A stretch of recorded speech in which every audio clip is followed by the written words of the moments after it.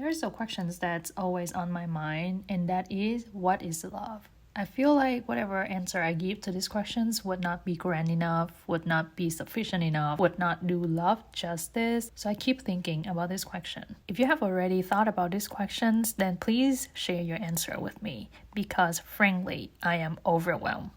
Okay, back up. Maybe my overwhelmness could have come from the fact that I read and share about dramione fanfictions on the daily, which is mostly romance, and I have a tendency to just look for romance in anything and everything that I consume, be it a fanfictions or a series or a movie that I'm watching. Which is why we land here in this video, a self-serving opportunity for me to just look for answer to my original questions of what is love via the media that I've consumed lately, which is 99% of the time dramione fanfiction. So now, what is love? In one of my most dramione recent read called I Bloom, I Grow, I Glow by Beloved Hunter, Hermione is actually being affected by a strange disease stemming from her unrequited love for Draco. So an expert has been called in to help, and she has described Draco to be the poison with a strange name. But me, being the romantic that I have already introduced, I like to think of this as the double meaning of love. Felt like that's the most poetic, the most divine way to describe love. If love is not poison, how would you describe all of that butterfly in the stomach when you talk to your crush, when you see them? How would you describe all of that phantom pain that you feel for your loved ones through their tough times? How would you describe all of that feeling, that happiness, that crazy emotions when it comes to falling in love and being in love? Among the same line, I feel like I've encountered this before from our one and only Gojo Satoru. We all know of the famous line, love is the most twisted card of them all. So with those two instances, we kind of see that there's another side of the coin with love. And so I've been thinking, if that is how love feels, then what is love to hate? In January, I have had the chance to read two brilliant dramione pieces of work that surround falling in love. And in the case of dramione, in the case of those two fanfictions, this falling in love happens to be your enemy. So of course, we have all of that delicious internal monologue, all of that conflicted feelings between love and hate. In Through the Clouds, a Path is Torn by Galaxy Sky, Hermione has talked about love like this. Not that she was in love, her feelings were just a passionate infatuation born of proximity and attraction and half a lifetime of hatred. Though hate and love were two sides of the same coin, allegedly. We have already seen this as well with Hermione in Bloody Slutty and Pathetic. 75% of that fic, Hermione has always repeated that she hates Draco. I hate you, I hate you. Until one day that becomes I love you, Draco. I choose you, Draco. So maybe love and hate are closer than we think, and maybe they are not two ends of a spectrum, but rather two adjacent points on a circle. Now if you go a little bit to the left, you may encounter that infinite love coming for you, but a little bit to the right and you may have nothing at all.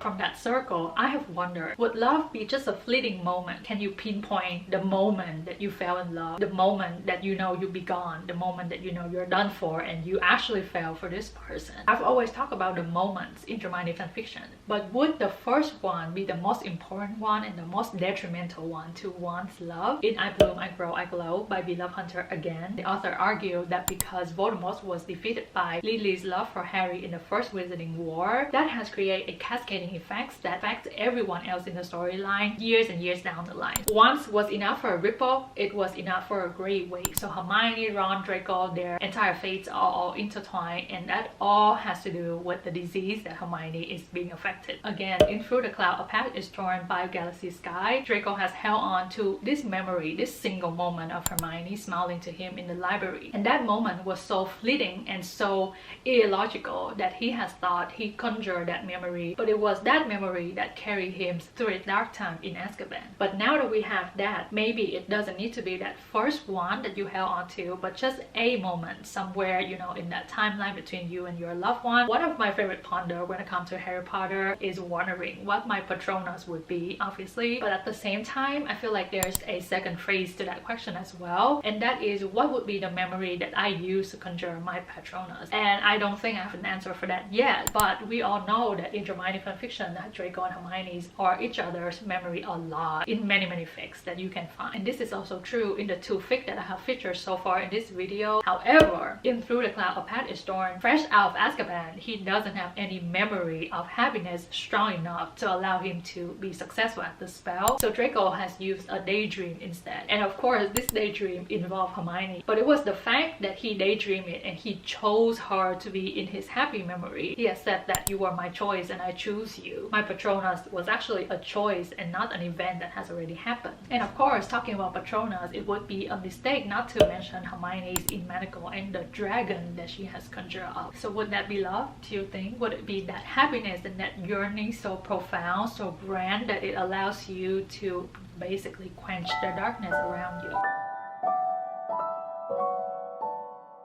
But actually, I'm gonna contradict myself here and say that maybe love is all of the moments that follow, and you cannot pinpoint the one moment. If you have asked me if I believe in love at first sight, I would say I don't believe in love at first sight. I don't think that you can just love a person the moment that you see them. While I don't believe in love at first sight, I do believe in curiosity at first sight. And from that curiosity, you may have all of the moments that follows that allow you to actually be in love. In one of the fics that I have read, and I tried to dig it up so hard, but I couldn't find the name anymore, but Draco and Hermione both describe each other to be a curiosity back in Hogwarts, which allowed them to make decisions later on down the line related to the other person. Again, I'm gonna quote through the cloud, a path is torn here, and in this story we have a moment where Hermione has impulsively saved Draco's life, and when being pressed by Draco as to why she has done what she did, Hermione has thought actually. Hermione's huff, clear her throat, wonder if these heady feelings are what they've been catapulting toward ever since he requests her present in Azkaban, or if these buffeting winds have been seeded by the flapping of butterfly wings earlier. Maybe ever since she admitted to herself that he was handsome, or earlier, maybe ever since they sized each other up in Hogwarts and began to truly notice each other as academic rivals. The two of them, the distillation of diametrically opposed ideals, the perfect pure-blood prince and their scuffy muggle-born witch. Or earlier, maybe when she has been young enough to get lost in fairy tale about human hearts yearning to be free from the trapping of beastly exterior. Or earlier, maybe when dragon has been fierce and terrible beasts only interested in eating innocent maiden children's story without nuance or silver eye. Maybe those half-forgotten moments have all been leading here to the compilation of two lives that had once run in parallel until they had shifted, until time has shifted, and now as though lines were brushing against each other, intertwining like his finger through the tuck up here at the nape of her neck. That paragraph is something that I wrote down, I highlight. That was liquid gold from my eyes, and I need to absorb it with my heart. Talking about that curiosity, Hermione and Draco in Reverse by To Eat a Peach has noted each other the first moment they encountered each other on the train at 11 years old, but it took them more than a decade to finally give into that curiosity, give into that irresistible pull, and to be with each other. Now also for some reason I want to bring up If Then by Santhe. In this story, during 6th year, after Hermione was crying because of Ron and Lavender,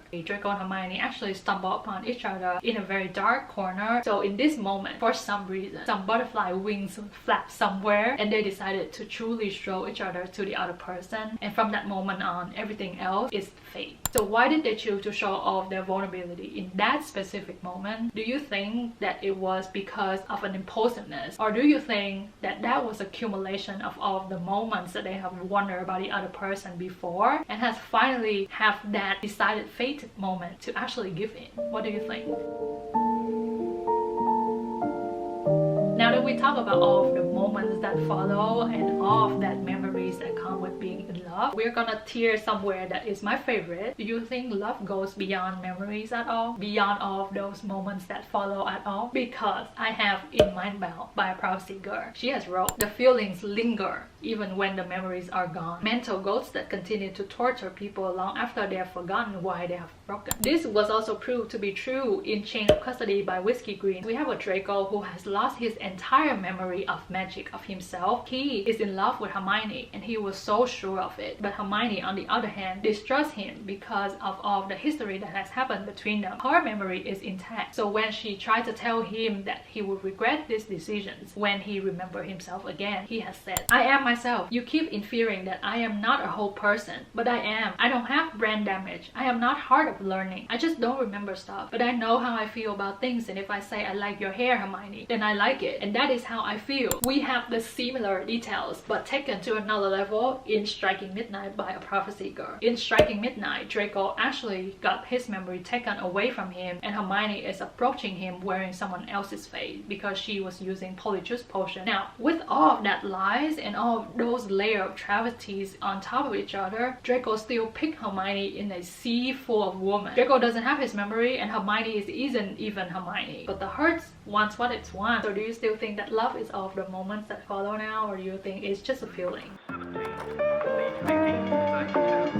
And talking about a feeling, we all know how powerful of a feeling love is, because it can be a motivation, it can be a driver for many people. In Prison Break Season 1, Fernando Sucre actually didn't want to join in on Michael's plan because he was already towards the end of his sentence and he doesn't want to risk anything. He was being smart. But the moment that he found out about Hector and Mary Grooves, all of that logical sense out the window. He immediately go to Michael and ask for a ticket onto the plan. And later, when we found out about his backstory and why he landed himself in prison, we know that his love for Mary Grooves is actually the reason why he's in prison in the first place. And that doesn't even measure to what Draco has done for Hermione in Manacle by sending you. He has done unspeakable things just to keep Hermione safe. And Manacle Draco, our High Reeve, didn't actually care about leaving, or himself, or anyone else for that matter, if not for the well-being of Hermione. Because I'm currently reading a masterpiece that is called Love in the Time of the Zombie Apocalypse. I recognize a very similar Draco, okay? He said, if I had the means to do it, I would take you from this place whether you wish to go or not. I would leave your friends. I would leave Zabini and his little boy. I would abandon the chance of creating a cure, and I would do this without a second glance back, without a second thought. I would see this entire fleet sunk to the bottom of the sea with innocent Muggle women and children, all of our fellow visiting citizens still aboard. I would do that if it meant we could walk away unconditionally. These are my priorities.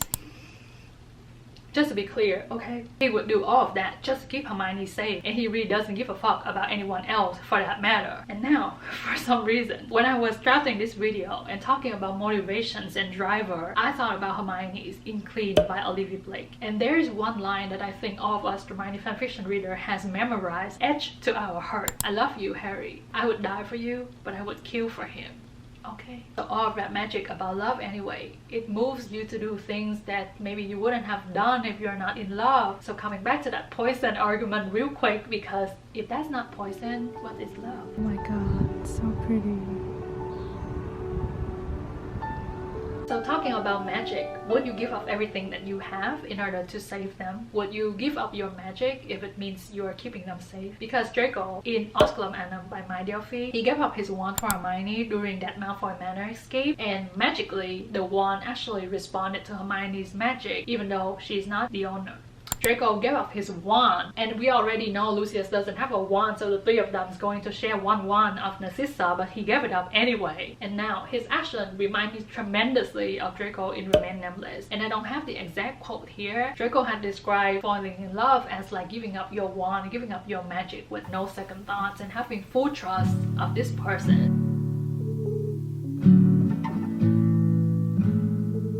And I know that all sounds very grand, and we all have those boyfriend material, fictional boyfriend material for that matter, in our arsenal. But let's bring it down a notch, okay? Let's be for real here. Maybe love isn't all of that. Maybe loves are just the little things. And one of the most treasured people to me on this earth, she has wrote, sometimes love is butterfly in your stomach and 5-hour phone calls. Sometimes love is your turn to be a little bit more patient through tough days. Sometimes love is an hour drive to see the sunset for 20 minutes, because love knows you need to touch his hand, and love say nothing but squeeze your hand. Maybe it's just about having someone who see you and your struggle, who understand you and your silence, who look forward to be with you even at your worst. Now Draco, in Love in the Time of the Zombie Apocalypse, because I'm reading it, Draco has asked Hermione, what do you want? And Hermione was very readily giving her answer, talking about her duties and what she needs to do. But deep down there are different answers that Hermione didn't dare to entertain, didn't allow herself to entertain. Draco, with his simple questions, has prompted Hermione to actually admit that she doesn't want to be needed. I wonder if that's what love is, to have somebody so in tune to you, be able to read you even through your silence, even through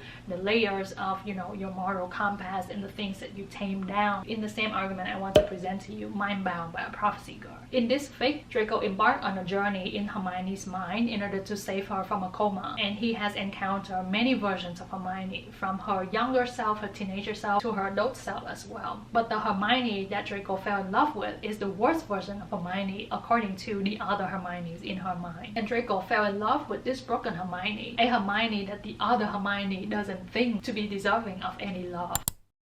I think that there are people who would spend their whole life in the pursuit of love and to define what love is and to actually feel love. But there are others who has never even have to wonder about love from the second that they were born, because they know that they are so loved. There are just infinite possibility when it comes to love, especially if you bring in religious, culture, geographic, generations. There is in no point that I have thought I have already learned everything about love. I can only know love as much as love knows me and as much as love is known to me. I can only learn love through the way that love was told to me, was expressed to me, was shared with me. And I want to bring up Draco in I Will Make You Proud by Where She Goes, and some of you may know why I bring him up, but he has not. Obviously, the only thing he could do in response to the feelings he has for Granger was to make sure he made her life hell. That's what love was, after all. You try asking your loved one what is love and let me know what responses they get back to you. I've tried, and I know that was an abysmal population size that I got, okay? The answer that I was given was I have to think about it. Maybe they were also the same way I was overwhelmed and anxious. So if you ask me this question today on Valentine's Day of 2025, I may tell you that love is the poison with a string name. But if you have asked me last year when I was in the rabbit hole of Satosugu, I may have told you that love is the most twisted curse of them all. And if you ask me tomorrow, maybe I'll have something from Love in the Time of Zombie Apocalypse for you. But if you ask me next year, I will try to quote some medium that I will be consuming at that point in time. I don't think I'll stop in my quest to find the definition of love, or more definition of love for that matter. So this video is actually no video at all, and the answer to my original questions of what is love is no answer at all. So what do you think? What is love anyway?